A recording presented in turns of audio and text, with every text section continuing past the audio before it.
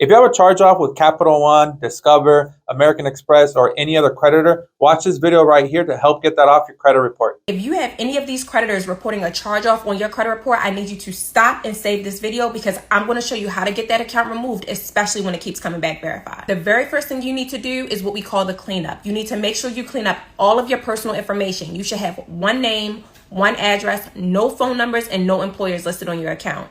This step is super vital because when you're dealing with original creditors, they have a lot more leverage and a lot more information to use against you. The second thing you need to do is request validation of the debt. In your validation letter, you should be requesting a few things. The first is securitization. If this debt was securitized, that means they may manage the account, but they do not own it.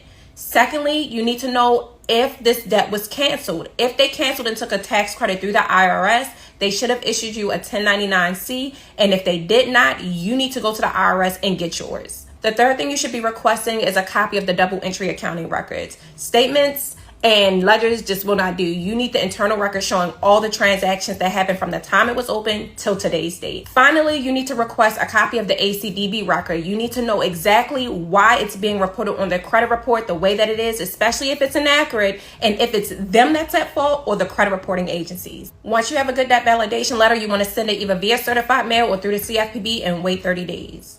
After the 30 days, if it does come back verified, this is where you need to not give up and breathe. At this point, you're going to be requesting a method of verification. You're going to ask them exactly how they validated this information. You want the time, person, entity, systems used in order to perform this investigation and when it took place.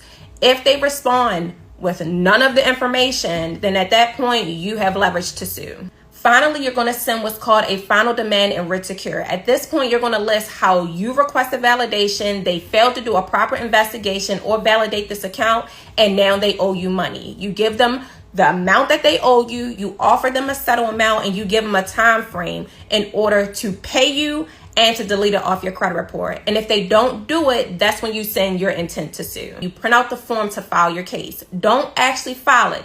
Fill it out, sending your intent to sue, and then you're going to send that off to the creditor with a certain amount of days to respond. If they do not respond and they do not delete, you file your case.